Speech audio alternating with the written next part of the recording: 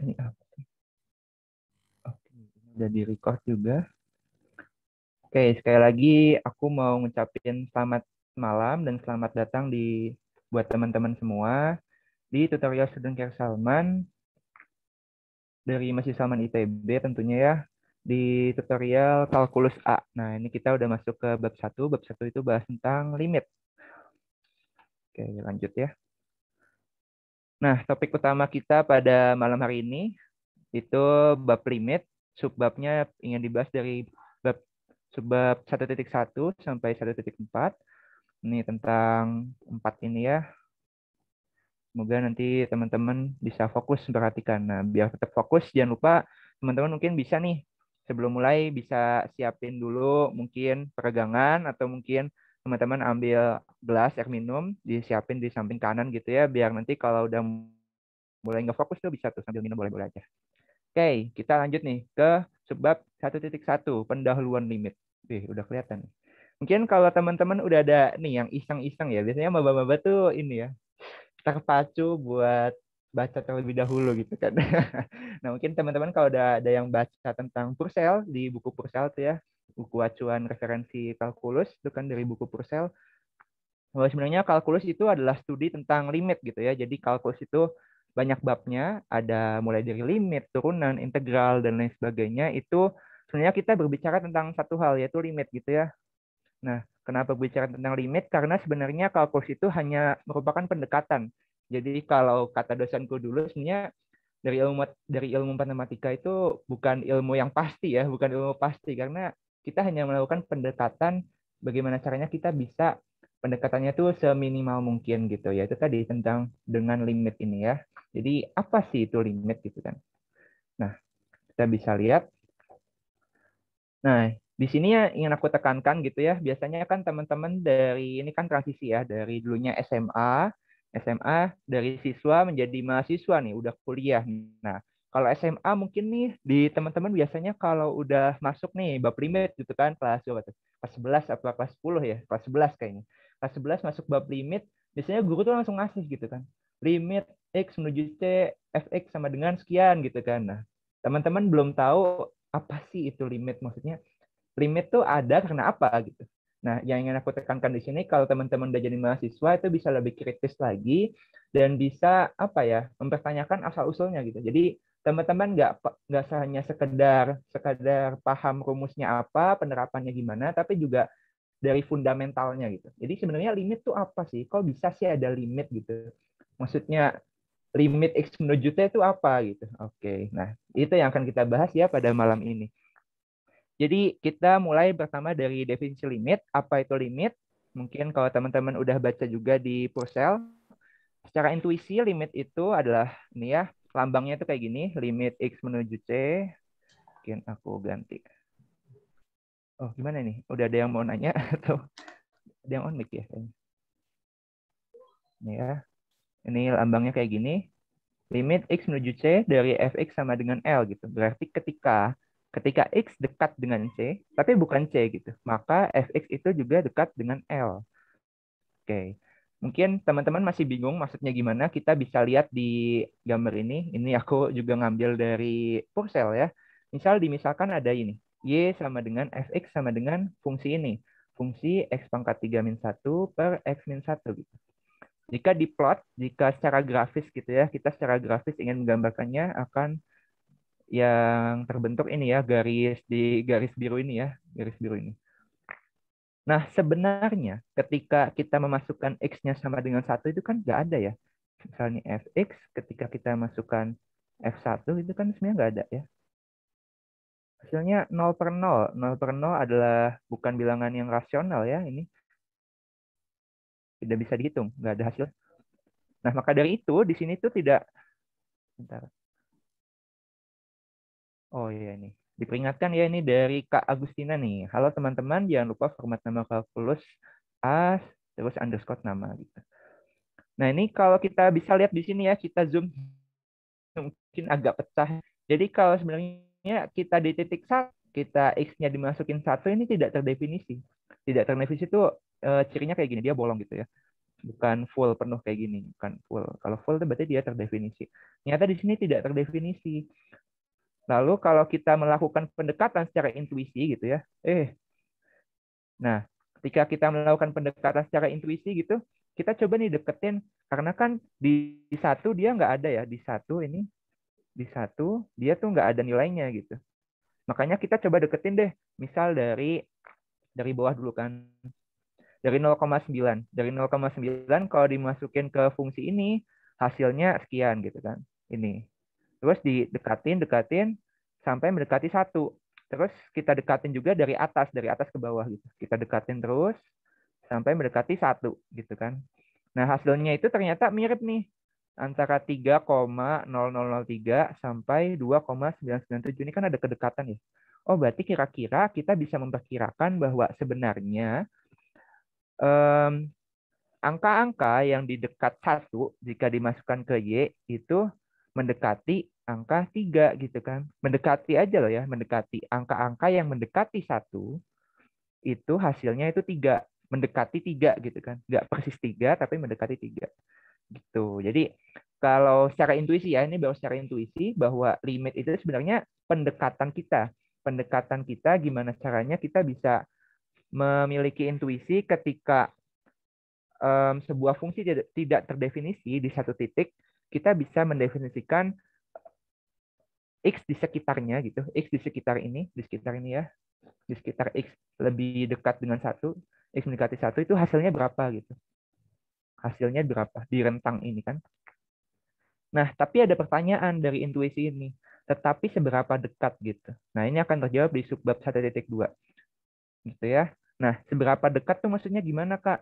Kalau kita kemarin bahas di bilangan real bab 0 gitu ya.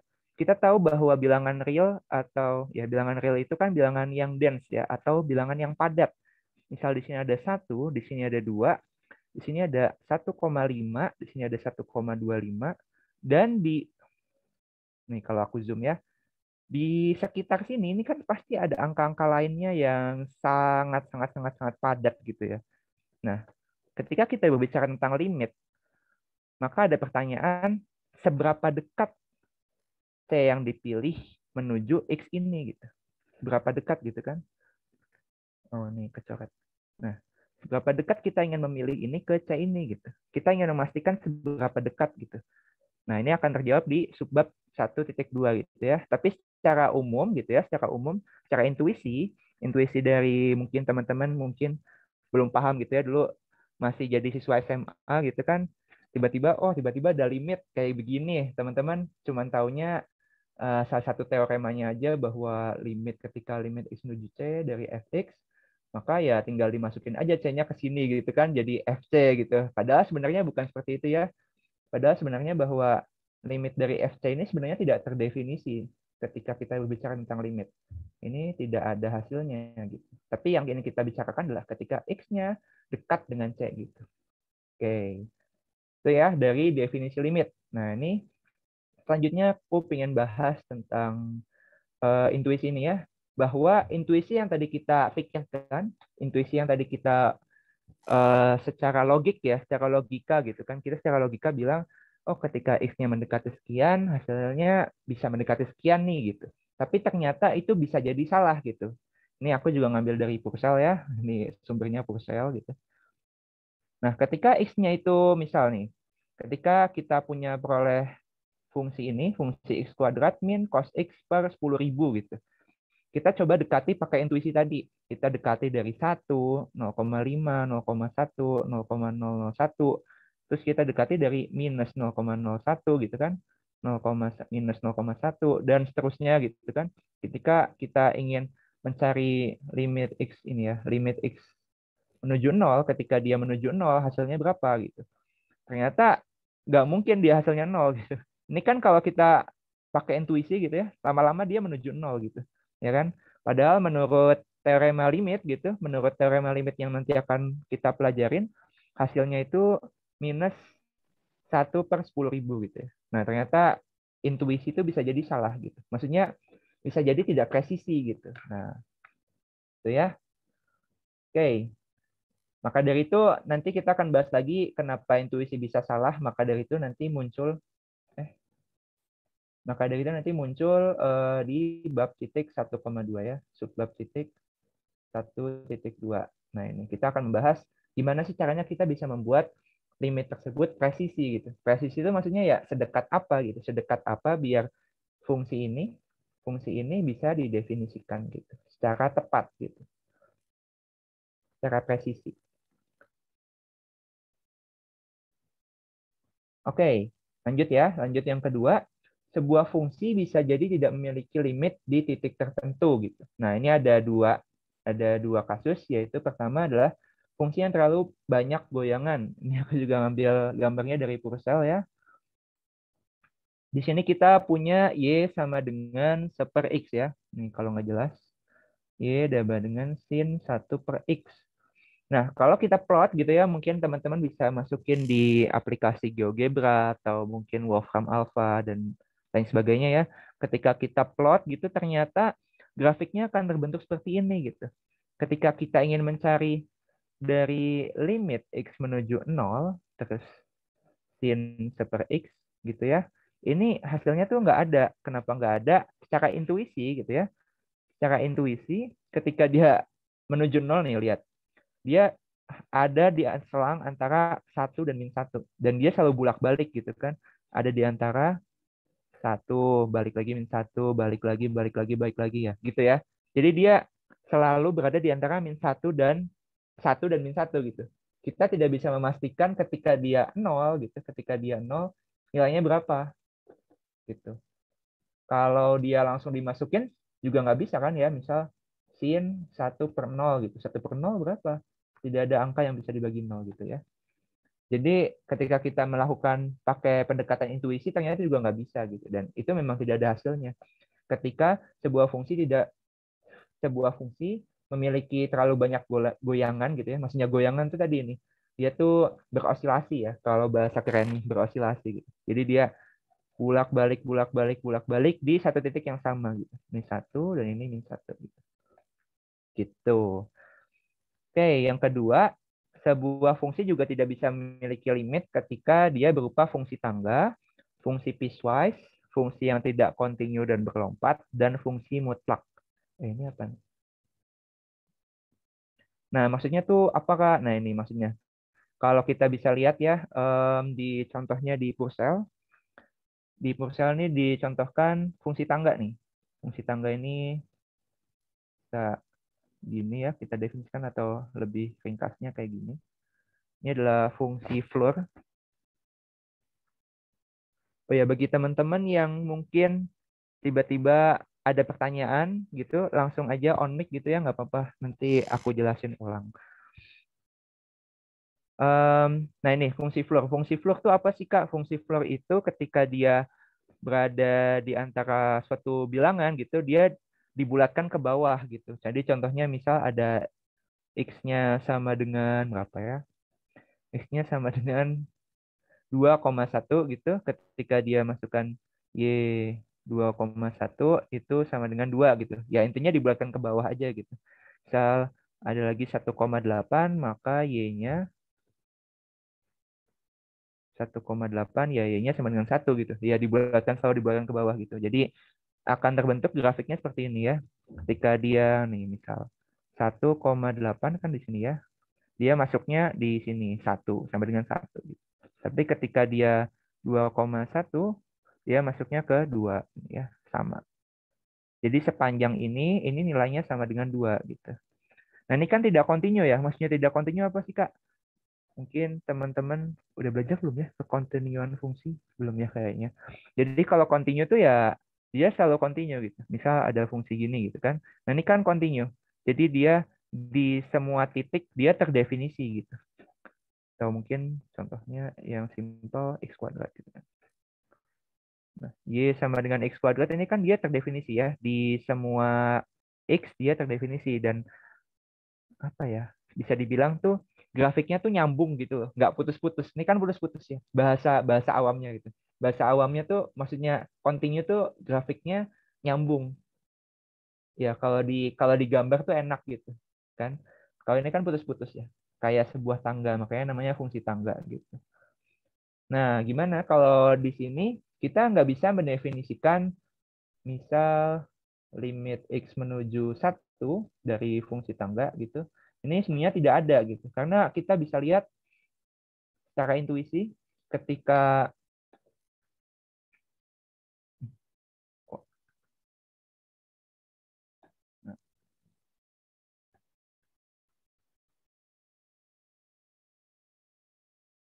waduh, bentar teman-teman.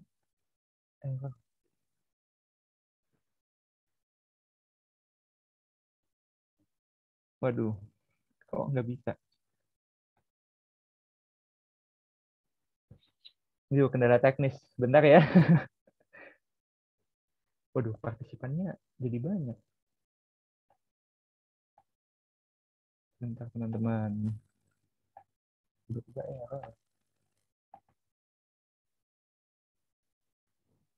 Oke, mungkin sambil selingan kalau teman-teman ada pertanyaan boleh banget tanya dulu gitu ya. Mungkin tadi masih kurang paham gitu. Ternyata Kak, limit tuh kayak mau gitu. nanya Kak, Boleh, boleh. buat fungsi tangga itu, maksud saya grafik fungsi tangga itu cuma bisa di fungsi yang pembulatan gitu ya Kak? Pembulatan ke atas, pembulatan ke bawah gitu Kak? Betul. Iya.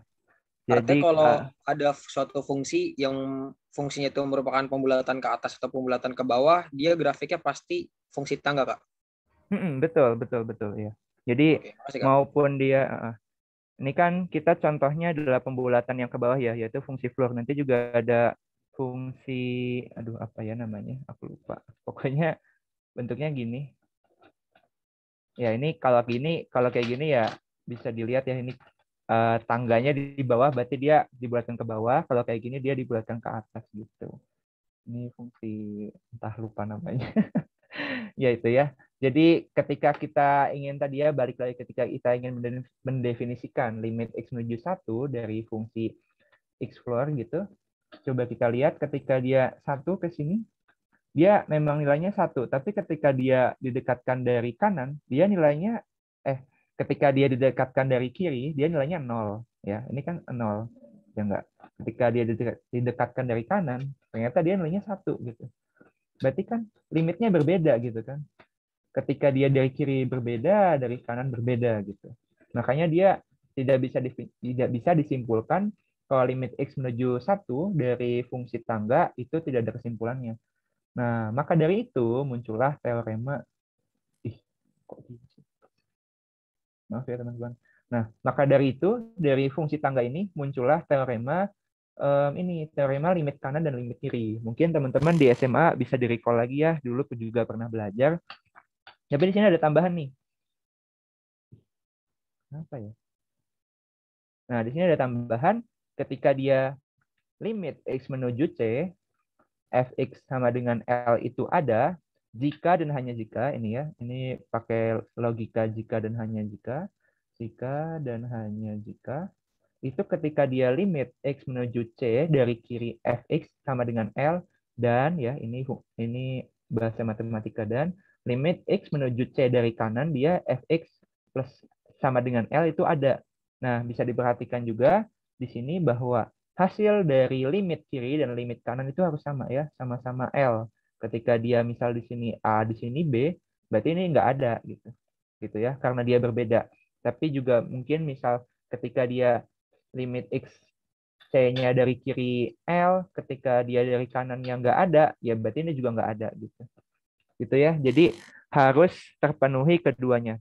Terpenuhi keduanya dan keduanya nilainya sama.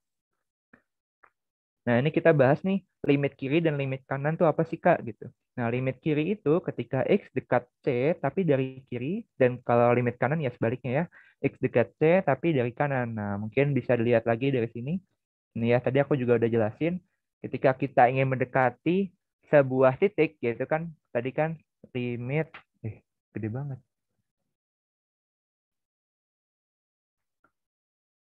Limit X menuju 1 gitu kan. Kita ingin cari ini gitu kan. Berarti X-nya kan menuju 1. Berarti kan kita tetapkan di sini ada 1 gitu. Nah, ketika kita dekatkan dari kanan, nilainya itu tadi 1. Nilainya ada di sini kan. Ketika dia dekatkan dari kanan, nilainya dia ada di sini. Ini ya. Ketika dia didekatkan dari kiri, dia nilainya 0 di sini. Nah, ketika itu maka dapat disimpulkan limit x 1 dari kiri fungsi tangga itu nilainya 0. Tapi ketika dia limit x 1 dari kanan, dia nilainya 1 gitu. Nah, bisa kita lihat sebenarnya ini dua-duanya kan ada ya. Yang dari kiri nilainya 0, yang dari kanan nilainya 1 gitu. Tapi karena berbeda,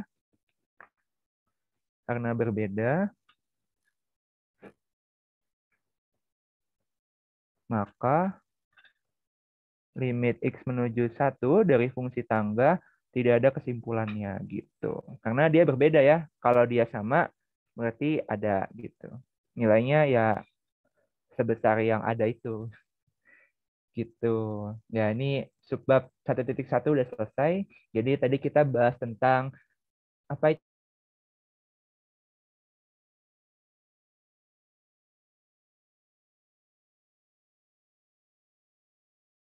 itu limit ya gitu kan.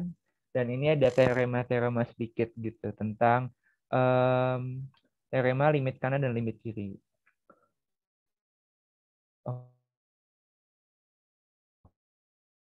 Oke, lanjut nih kedua. Nih, ya biasanya tuh kali itu pasti langsung nggak paham gitu.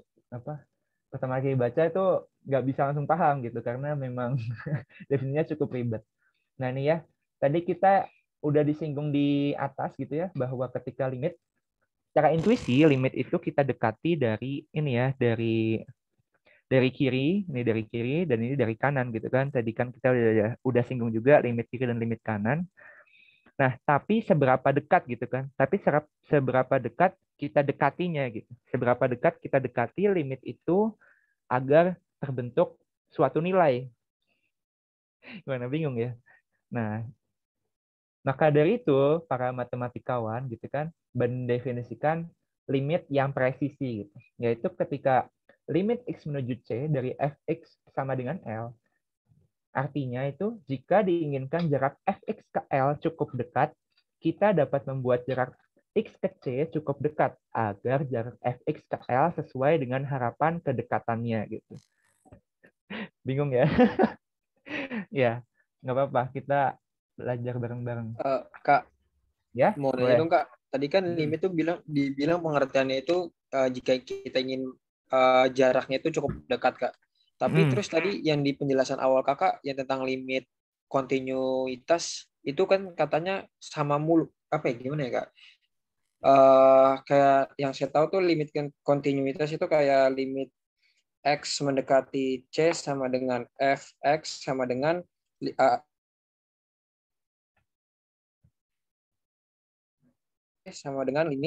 Jadi kayak nilainya sama besar sama fungsinya, Kak. Bener gak, Kak? Kalau limit kontinuitas itu, Kak. Aduh, di aku putus-putus sih. Gimana tadi? Limit kontinuitas itu limit yang Limitnya contohnya uh,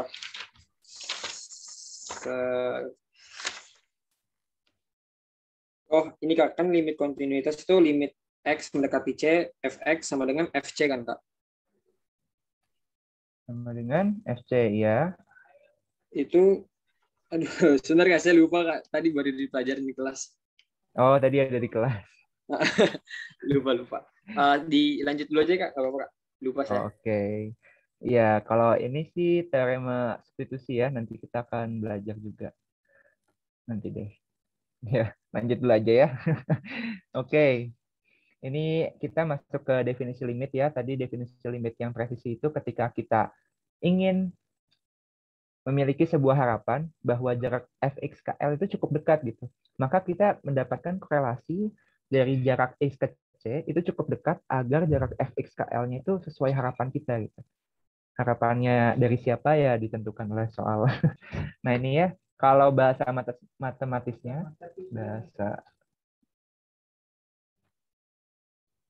matematisnya, ya. Bahasa matematisnya ini limit x menuju c, fx sama dengan L, artinya untuk setiap epsilon lebih besar dari 0, maka terdapat sebagian delta sehingga ini ya, sehingga jarak X ke C ini kan mutlak. Kalau kita bahas lagi di yang pertama, di bab 0, bahwa fungsi mutlak itu dapat didefinisikan juga sebagai fungsi jarak ya. Mutlak X ke C itu berarti kita definisikan sebagai jarak X ke C itu berada di antara 0 sampai delta, maka jarak dari Fx ke L itu kurang dari epsilon. Gimana? Masih bingung ya? Pasti masih bingung sih. Aku juga pertama kali baca pasti bingung ya. Nah, ini biar lebih jelas, kita perhatikan ilustrasi berikut ya. Oke, jadi misalkan aku punya fx yang lurus-lurus aja gitu kan. Fx yang lurus-lurus aja gini. Di bidang kartesian xy, lalu kita definisikan misal kita ingin mencari limit x menuju c, fx sama dengan L. Gitu ya. Nah, kalau kita lihat di sini, sebenarnya x-nya kan ada di sini misal ya, misal x-nya ada di sini. Misal kita tarik garis lurus gitu kan.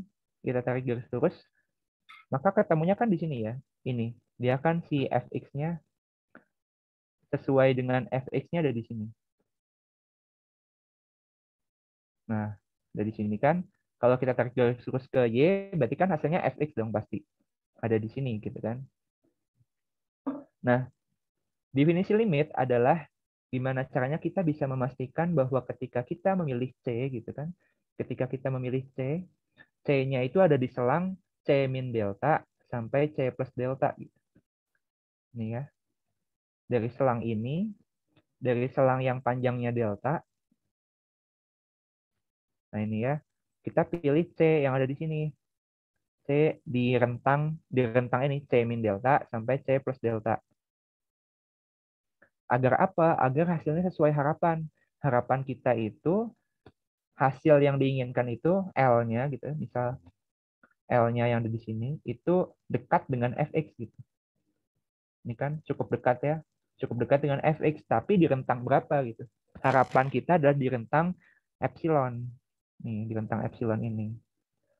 Jadi epsilonnya itu berarti L plus epsilon sama L min epsilon gitu kan. Pusing ya? Nggak apa-apa. Jadi limit adalah bagaimana caranya kita bisa memastikan gitu. Ketika kita mempunyai harapan bahwa fx-nya itu cukup dekat dengan nilai L. Nilai L itu apa? Nilai L itu hasil dari ini. Hasil dari ketika dia kita pilih misal C2. C2 hasilnya L2 gitu. Ketika dia L2-nya cukup dekat dengan fx tapi di rentang epsilon gitu. Nah, dari rentang epsilon ini pasti memiliki korelasi dengan yang ada di sumbu X ini. Sumbu X ini pasti dia memiliki korelasi. Nah, korelasinya itu adalah X-nya dapat dipilih pada rentang X C min delta sampai C plus delta gitu. Jadi ada korelasi antara harapan kita yang kita inginkan gitu ya dari epsilon ke delta ini gitu. Nah, ini ya penjelasannya. Jadi kalau kita masukin ya sebenarnya kan tadi ya, aku juga udah sempat singgung ketika limit X menuju C, Fx sama dengan L, mungkin kadang teman-teman kalau di SMA tahu teorema substitusi, tinggal C-nya aja dimasukin ke sini kan. Tapi sebenarnya FC itu kan tidak terdefinisi gitu. Misal di sini FC-nya tidak terdefinisi, sebenarnya nggak ada nilainya gitu. Maka dari itu kita coba dekatin. Ketika C plus delta, itu hasilnya L plus epsilon gitu. Jadi ketika C plus delta ini ya, hasilnya adalah L plus epsilon ini. Dan ketika kita dekatin dengan C min delta, hasilnya itu L min epsilon gitu. Nah, antara delta dan epsilon ini memiliki keterkaitan. Keterkaitannya dinyatakan dalam teorema ini gitu. Nah, dengan kedekatan yang diharapkan, kita dapat memperkirakan nilai FC secara lebih presisi gitu. Ya gitu ya. Tadi kan juga tempat dibahas bahwa di awal intuisi kita bisa salah gitu. Maka dari ini kita menjawab dengan kedekatan yang diharapkan, kita dapat memperkirakan nilai FC secara lebih presisi gitu. Dari ini. Dari pengertian limit gitu ya. Bentar. Ya udah. Nah gitu. Jadi teman-teman bahwa limit itu sebenarnya definisi limit yang secara presisi kita tuh ingin memastikan ini ya, bagaimana kita dapat menjamin ketika kita memilih X yang masih dalam interval C min delta hingga C plus delta, tapi X-nya tuh nggak sama dengan C, masih bisa didefinisikan dalam interval L min epsilon hingga L plus epsilon gitu. Ya, biasanya sih teman-teman PPB belum paham sampai sejauh itu karena pertama ini materi baru dan yang kedua banyak ini ya, banyak apa simbol-simbol matematika baru gitu kan. Nih kalau ini tuh untuk semua ya, untuk setiap ini lambangnya A kebalik, kalau ini sebagian gitu. Ya, itu ini aja. Nah, ini contohnya ya. Jadi kalau definisi limit ini lebih ke pembuktian teori dari limit yang telah kita acu gitu. Nah, ini menggunakan teorema substitusi ya. Jadi ketika limit, ini contoh ya, contoh soal, kita masuk ke contoh soal. Contoh soalnya adalah buktikan bahwa limit, kok pakai, buktikan ketika limit X menuju 4 dari 3X min 7 itu sama dengan 5. Aku tulis ya. 3X min 7 itu sama dengan 5 gitu. Nah, dari definisi limit ini kita ingin membuktikannya gitu menggunakan definisi limit. Nah, yang perlu dibuktikan adalah untuk setiap epsilon pasti terdapat sebagian delta sehingga jarak dari ini x min 4 kalau kita acuan ke tadi ya. Ini kan x min c. Berarti x ini kan x min c terus fx min l gitu ya. Jadi kalau kita terapkan ke soal ini dari x 4 gitu ya, jarak dari x ke 4 itu kurang dari delta sehingga gitu kan, sehingga 3x min 7 ini jarak dari 3x min 7 ke hasilnya yaitu 5 gitu kan, kurang dari epsilon. Nah, untuk membuktikannya itu biasanya umumnya itu terdapat dua cara. Setiap dosen sih biasanya beda-beda ya. Ada yang dosennya hanya menunjukkan bukti formal, tapi ada juga yang perlu coret-coretan juga. Nah, ini dari coret-coretan gitu. Biasanya sebelum kita menentukan berapa sih berapa sih delta yang memenuhi ketika kita ingin sedekat mungkin yaitu dari epsilon gitu ya. Kita harapannya adalah epsilon, berapa korelasinya agar dia delta yang itu memenuhi gitu, memenuhi sedekat epsilon. Nah, preliminarisnya adalah coret-coretannya gitu. Kita utak-atik dulu yang ada pertidaksamaan yang ada di sebelah kanan. Jadi pertama adalah pandang pertidaksamaan di sebelah kanan ini. 3x min 7 min 5. Kita ubah gimana caranya biar jadi kayak gini. Gitu. Ya, kita pakai ini biasa. 3x min 7 min 5. Ini jadi 3x min 12. Lalu kita bagi ke dua ruas dengan 3. Jadinya x min 4. Terus per 3. Nah, dari sini kita dapat korelasi ya. Ini kan kalau kita bisa lihat ini sama ya. Bentuk ini dan bentuk ini sama gitu kan. Jadi dapat disimpulkan, nah ini ya, agar jarak dari x min 4 itu kurang dari delta, karena tadi kita udah peroleh x min 4 itu kurang dari epsilon per 3, maka kita bisa memilih delta sama dengan epsilon per 3. Nah ini adalah coretannya gitu. Jadi kita memilih dulu, kita ingin membuktikan. Ini kan persoalannya kan kita ingin membuktikan bahwa ketika kita ingin mempunyai harapan bahwa hasil dari X yang kita pilih dekat dengan C itu sebesar epsilon, nah kita harus tahu dulu deltanya berapa. Dari mana? Dari coret-coretan ini. Ini coret-coretan. Nah, bukti formal itu apa? Buktinya secara formalnya gitu. Karena kan ini yang dimintakan pembuktian. Nah, tadi kita udah tahu ya, bahwa delta yang harus dipilih adalah epsilon per 3. Dari mana ya? Dari coret-coretan tadi. Jadi bukti formalnya adalah pilih delta sama dengan epsilon per 3. Nah, terus perhatikan bahwa Mohon maaf nge-lag. Nah, perhatikan bahwa 0 mutlak X min 4 itu di antara 0 sampai epsilon per 3 gitu. Kita coba ambil yang positifnya aja, yang di sebelah kanan berarti ya. Mutlak X min 4 kurang dari epsilon per 3. Ini 3-nya bisa pindah ruas ke sini, dikali, jadi 3X min 4 kurang dari epsilon. Lalu 3-nya dikalikan dengan ekspresi ini, 3X min 12 kurang dari epsilon. Nah, dari 12-nya ini bisa kita pecah jadi 3X min 7 min 5. Nah, 3X min 7 ini tadi apa? Adalah fx-nya. Fx min 5 kurang dari epsilon gitu. Nah, ini udah terbukti berarti. Ya, sebenarnya seperti step-nya kayak dibalik aja gitu ya.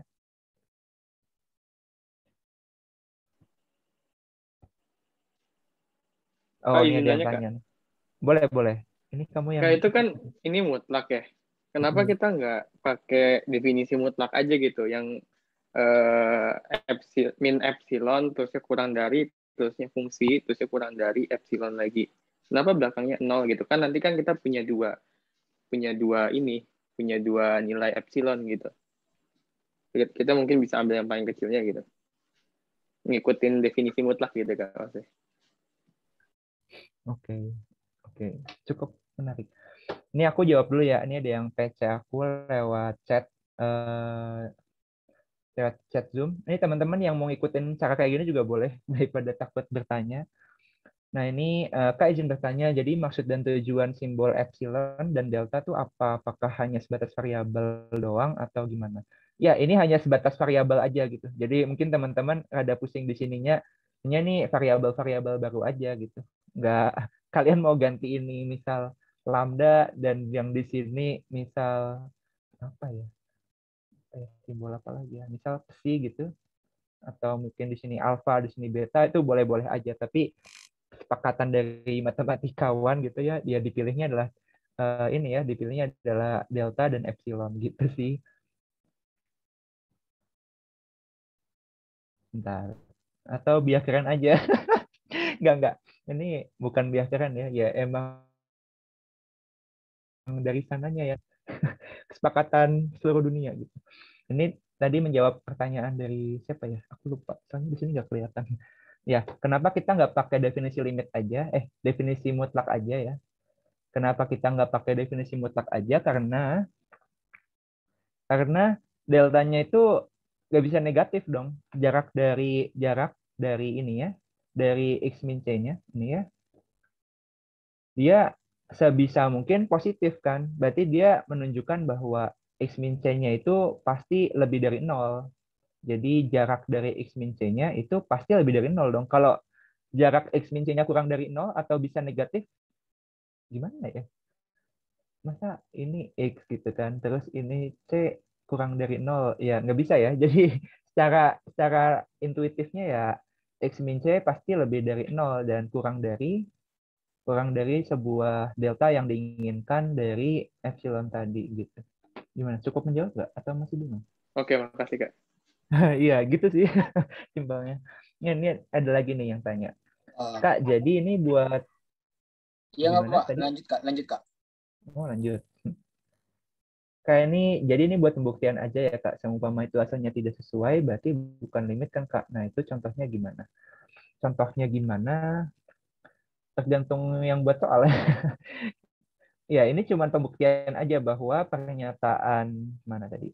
Pernyataan bukti limit ini bahwa dia tuh benar gitu. Benar menurut definisi limit. Jadi kalau kita udah bisa membenarkan satu pernyataan, berarti untuk pernyataan-pernyataan limit lainnya, kita bisa menggunakan definisi limit ini secara valid gitu. Jadi dari pernyataan ini, dari definisi limit ini, kita bisa menyatakan persamaan-persamaan limit yang lain itu, entah bentuknya apapun, bisa didefinisikan lewat ini gitu, biar valid gitu. Mungkin contoh soalnya nanti ada lagi. Nah, ini kan contoh soal ketika dia tidak diketahui, maksudnya tidak ada harapan tertentu ya. Ini hanya sebuah variabel, yaitu variabelnya epsilon. Dan ini hanya sebuah variabelnya delta gitu. Contoh soal yang lainnya adalah ketika dia punya Kak, harapan. mau Ya, nanya sebentar Kak. Tadi boleh, kan boleh. yang dimintain di soal minta itu nih Kak, pembuktian ya Kak. yang Mm-mm. soal sebelumnya, Kak. Ya. Jadi nanti kalau ada soal minta pembuktian, sedangkan kan kita ketemuin nanti epsilon sama dengan delta sama dengan epsilon per 3 ya, Kak. Mm-mm. Yang dari fungsinya itu. Nanti jawabnya Ya. kayak gitu, Kak. Buat Iya, pembuktiannya, Kak.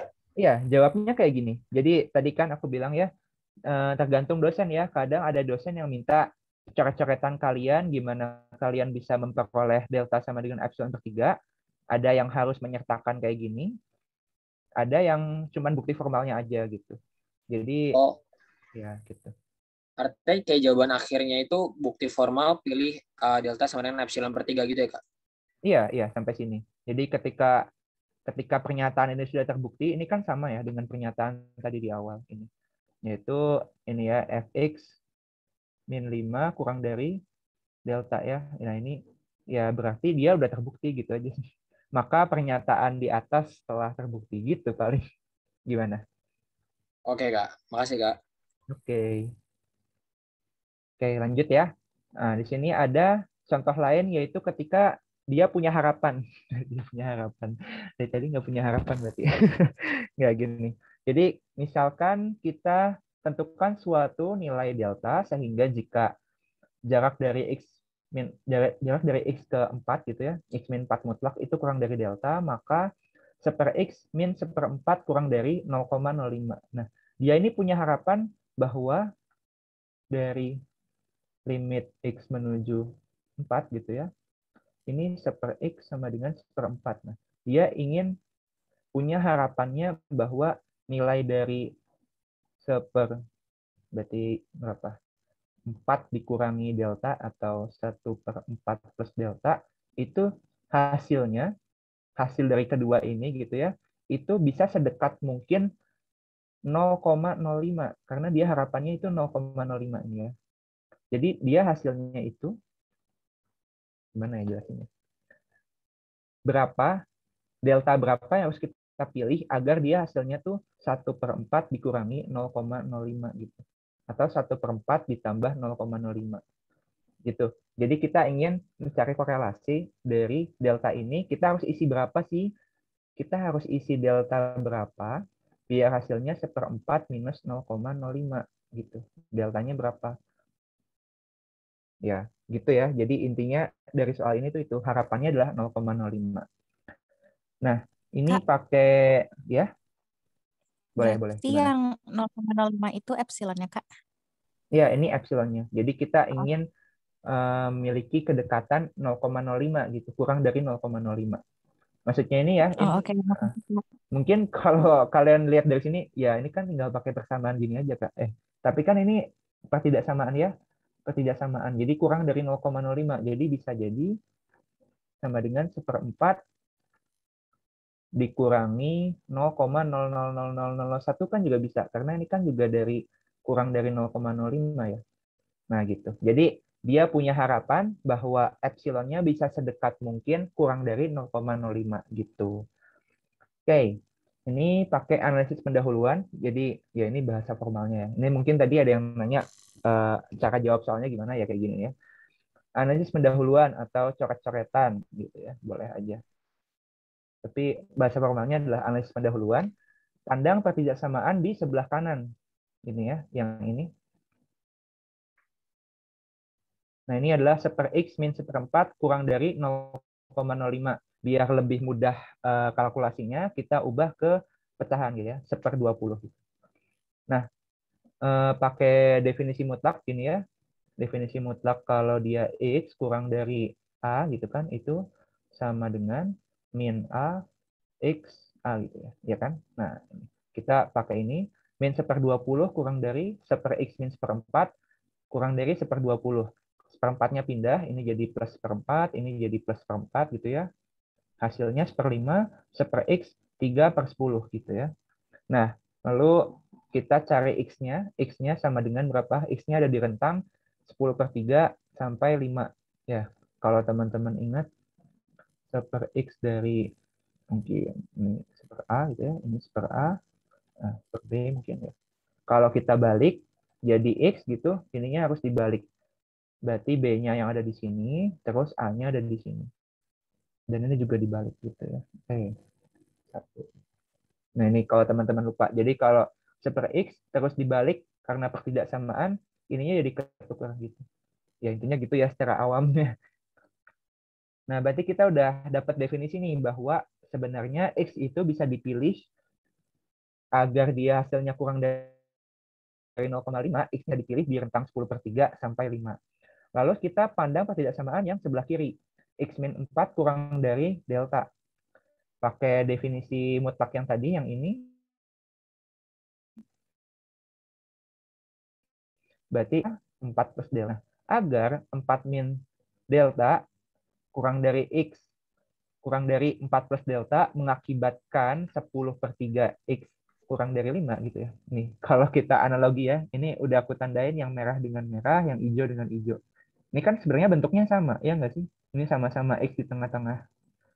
Nah, maka berarti kita pilih aja, berarti yang hijau sama yang hijau gitu. Berarti 4 plus delta kurang dari 5, delta kurang dari 1, dan yang merah dengan yang merah. Gitu. Ya, intinya yang kanan dengan yang kanan, yang kiri dengan kiri.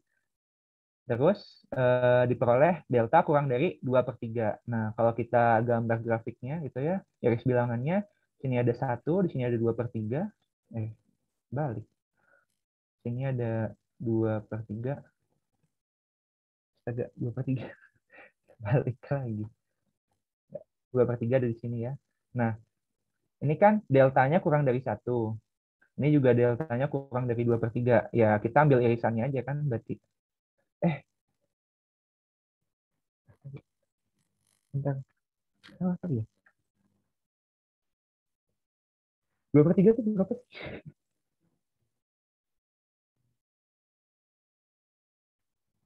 Iya. Iya benar. Iya benar. Iya benar. Astaga. Lupa. Maaf. Bentar ya, aku lanjutin dulu. Ya, jadi kita ambil irisannya. Irisannya ya ini. Deltanya kurang dari 2/3. Maka kita pilih delta kurang dari 2/3. Nah, ini adalah cara-caratannya tadi. Bukti formalnya, pilih delta 2/3. Nah, ini ujuk-ujuknya dari mana ya? Tiba-tiba delta 2/3, ya dari ini, coret-coretan yang tadi. Nah, perhatikan bahwa X min 4 kurang dari delta, X min 4 kurang dari 2/3. Lalu kita pakai definisi limit, kita diperoleh X-nya 10/3 dan 14/3. Karena 14/3 itu kurang dari 5, maka kita bisa definisikan lagi dengan 10/3 bahwa X, gini loh, gimana ya? Ini 10/3 nih, ini 14/3, dan ini ada 5 gitu. Ini kan kayak gini ya, sebenarnya. Tapi kalau aku ambil bahannya sebagian gini, kan bisa valid juga ya, tetap valid gitu. Jadi aku ubah jadi 10/3, X-nya ada di 10/3 sampai 5 gitu. Nah, dengan otak-atik kalkulus gitu ya, otak-atik aljabar, kita balik jadi 1/5 3/10, terus kita kurangin dengan min 1/4, maka diperoleh 1/1/x min 1/4 kurang dari 1/20, yaitu 0,05. Maka terbukti. Gitu sih bukti formalnya. Gimana? Teman-teman kayaknya banyak yang nanya. Aku bacain. Kak, itu selalu yang epsilon kurang dari kanan. Oke.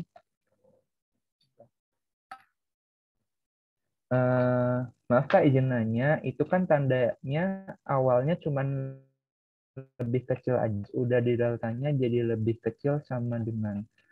Oke. Kak, itu kok tandanya jadi ada sama dengannya. Oke. Lagi nih. Kak, coba nanti diulang. Kak, diulang dapatnya benar dari tadi ada kendala. Kak, bukannya 14/3 lebih kecil dari ada sama dengannya. Dari mana?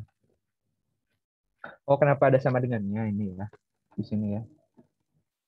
Kenapa ada sama dengannya? Karena tadi kita menyamakan 4 min delta, X, 4 plus delta, kita samakan dengan 10/3, X, 5 gitu. Karena kita menyamakan ekspresi ini, ya jadi ada persamaan. Kurang dari sama dengan 5 gitu. Karena tadi kita menyamakan kedua belah pihak ini ya. Disamakan. Itu Terus tadi ini yang kebalik ya. Aduh, maaf ya. Oh iya, kebalik. Oh iya, kebalik. Benar-benar. Terima kasih koreksinya.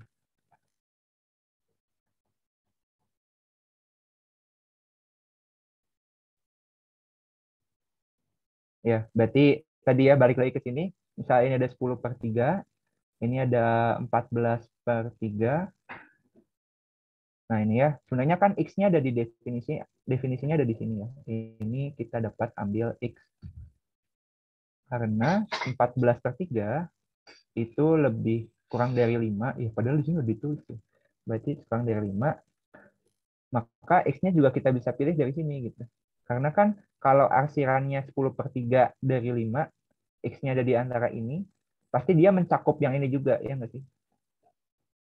Gitu. Jadi bisa kita pilih 14/3-nya kita ganti dengan 5. Kenapa sih harus diganti dengan 5?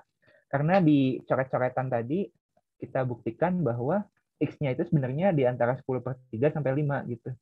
Jadi lebih kayak apa ya? Memaksakan gitu ya, memaksakan biar dia hasilnya itu sesuai yang diinginkan. Biar nanti ininya tuh bisa 1/20 hasilnya. Gitu sih. Duh, banyak banget yang nanya. Bentar ya. Nah, ini udah. Kan 14/3 itu, ya maaf ya tadi salah. Ini udah dibenerin. Kak, request 0,05-nya diganti sama epsilon. Oke. 14/3.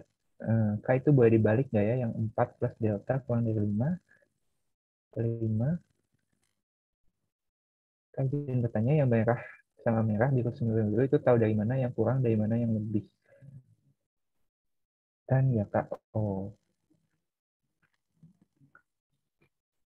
kayaknya terlalu banyak coret-coretan.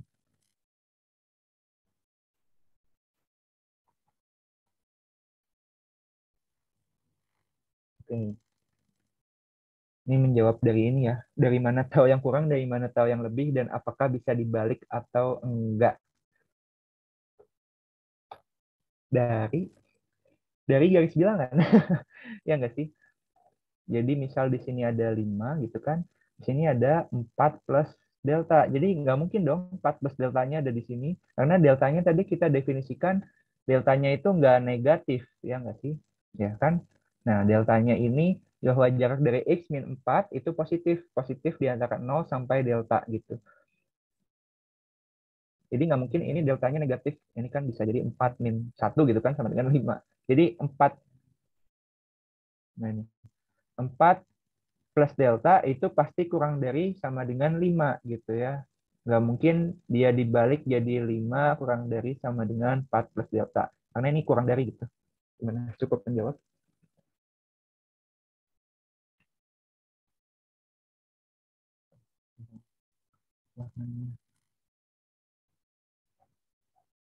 Nah, gede banget.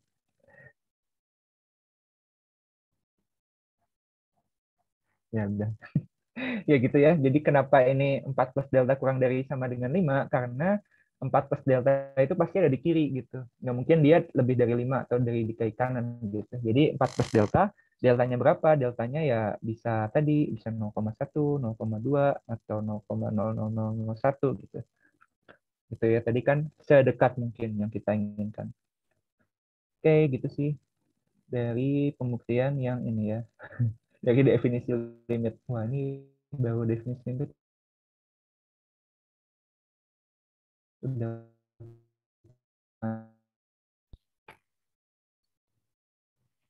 Oke, sampai sini dulu aja deh. Kira-kira dari teman-teman ada yang mau nanya nggak sebelum kita lanjut ke teorema limit?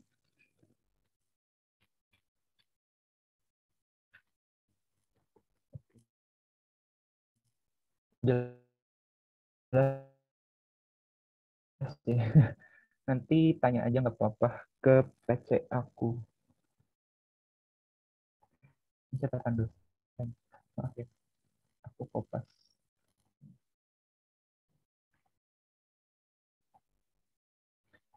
Baca tadi.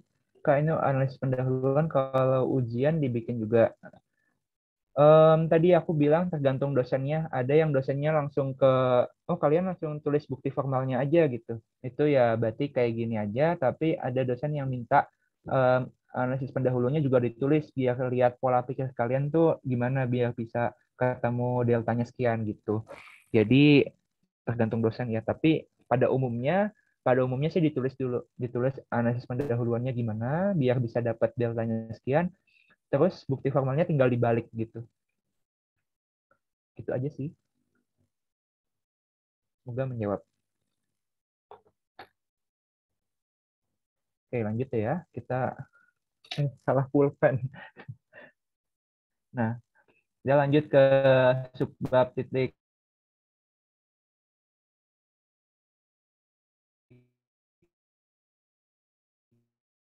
1. Iya, benar. 1.2 ini tentang teorema limit.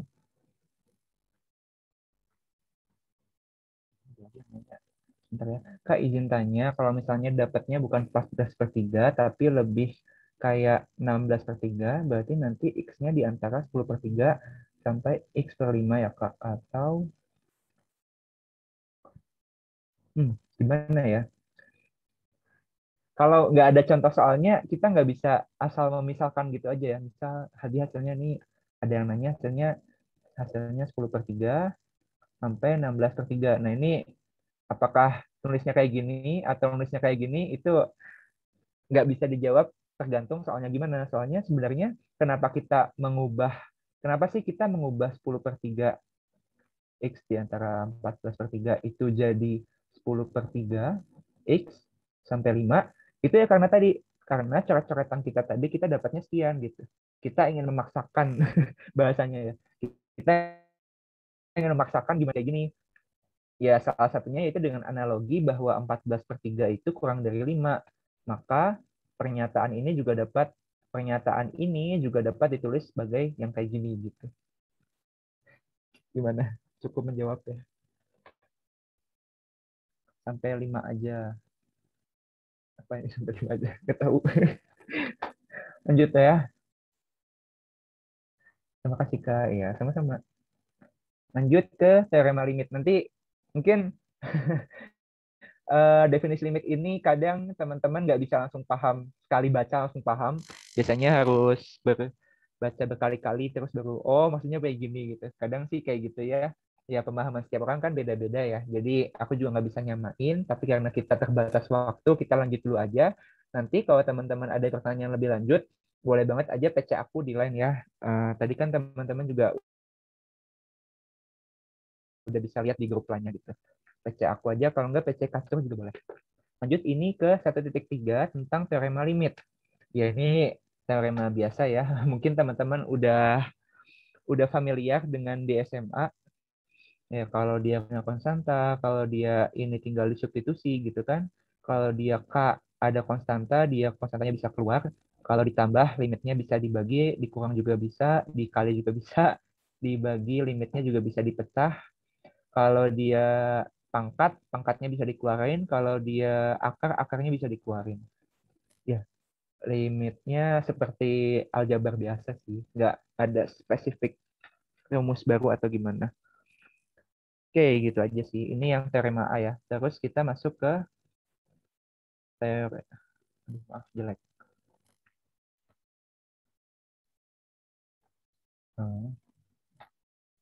Ini kan teorema A, kita masuk ke teorema B. Teorema B itu teorema substitusi. Ya, ini mungkin teman-teman udah familiar juga. Ketika limit X menuju C dari Fx itu sama dengan Fc ya. Ini simplifikasi aja ya, bukan secara definisi. Ini hanya simplifikasi. Gitu. Nah, ini ada asalkan di FC dia terdefinisi. Definisi gitu. Itu aja sih teorema B-nya.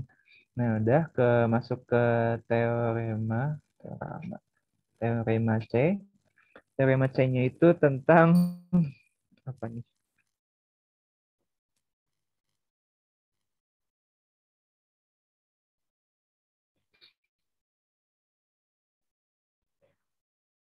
Oh, jika limit X menuju C dari Fx itu ada, dan limit X menuju C dari Gx ada, maka limit X C Fx itu sama dengan limit X C Gx ya. Ini maksudnya gimana? Ini sebenarnya teman-teman udah ketemu juga pas di SMA. Ini lebih ke merasionalkan ya. Jadi kita bisa otak-atik dulu dari si rumus ini gitu. Aku ambil contoh apa ya? Tadi ada contohnya deh. Nah ini.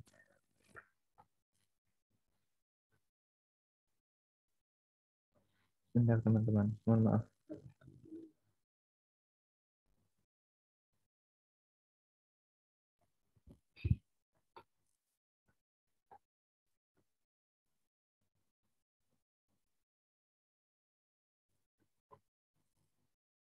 Oke, lanjut. Maaf, maaf.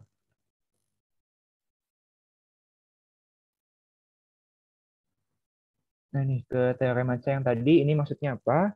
Contohnya aku tadi ngambil limit X menuju 2 dari 2x kuadrat min 3x min 2 per x min 2. Nah ini sebenarnya kalau kita langsung masukin ke teorema B tadi kan, teorema B kan kita langsung substitusi.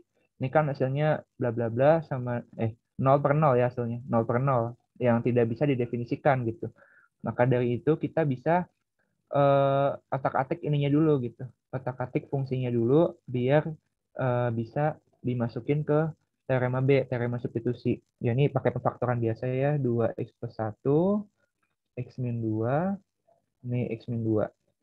Coret-coret sama dengan limit x menuju 2, 2x plus 1.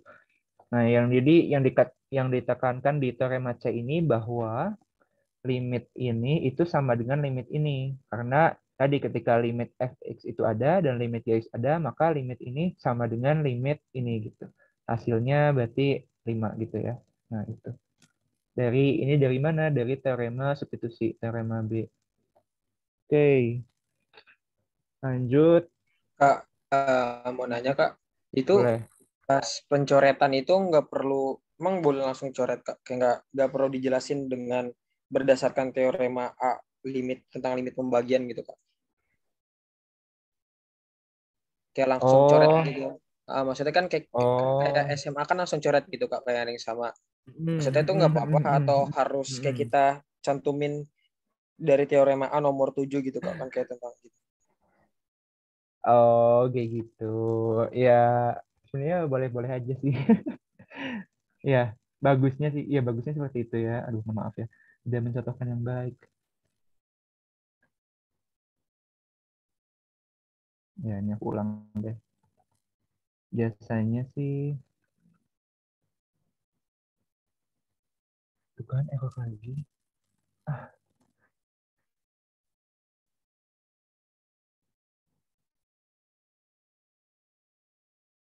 Kok stop share ya?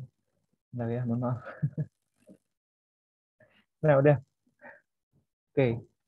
Ya, tadi menjawab yang tadi ya. Ya, seharusnya tadi kita pecah dulu ya. Kalau sesuai teorema A, limit x menuju 2, 2x kuadrat min 3x min 2 per limit x menuju 2, x min 2. Ini menurut tadi aturan keberapa itu? Aturan ke-7 ya. Biasanya disimbolin aja di sini gitu. 7 terus dibulatin gitu sih.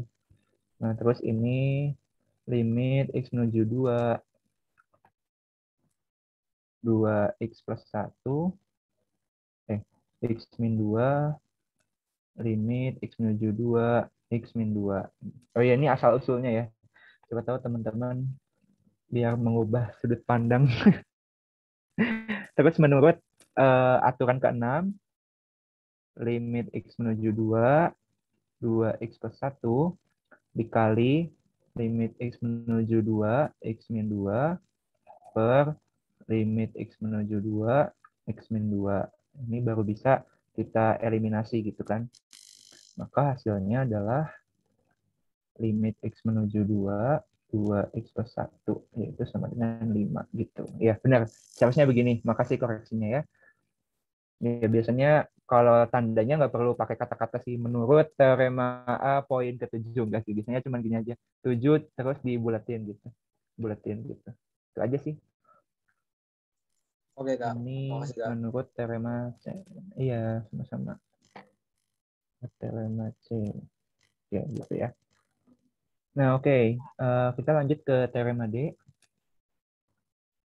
Teorema D ini tentang teorema Apit dan ini baru ya. Teorema Apit. Teorema Apit itu apa? Yaitu teorema yang mengapit. Jadi ketika kita punya, oh ya tadi kalau nggak salah di formulir yang udah ada di link tree ya, ada yang tanya tuh tentang teorema Apit penjelasannya. Nah, nih dijelasin lagi.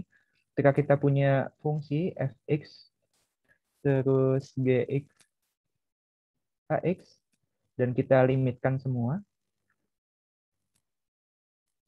fx limit x menuju c gx limit x menuju c hx gitu. Dan ketika dia hasilnya adalah sama gitu, misalnya ini L dan ini L, maka limit x menuju c dari gx itu sama dengan L. Iya gitu, gitu doang sih. Jadi kenapa sih harus ada teorema Apit? Karena kadang kita ada beberapa fungsi yang tidak bisa kita definisikan gitu, nggak bisa kita pakai teori-teori yang ada di atas. Mungkin pakai teorema substitusi nggak bisa, pakai teorema tadi teorema yang C juga nggak bisa gitu. Nah, makanya muncullah teorema Apit. Contohnya kayak gimana? Contohnya ada kayak gini. Uh, uh. Nah ini ya. Aku copy aja.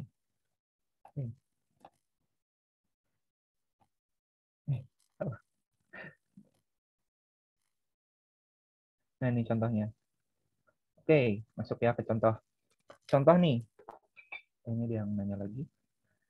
Kak izin bertanya, maaf kalau agak nggak relate. Kalau ada soal jika maka, itu yang dijabarin yang maka dulu ya Kak? Tergantung. Tergantung ya. Mana tadi? Iya, masuk ke soal ini ya. Tadi soal yang definisi tadi.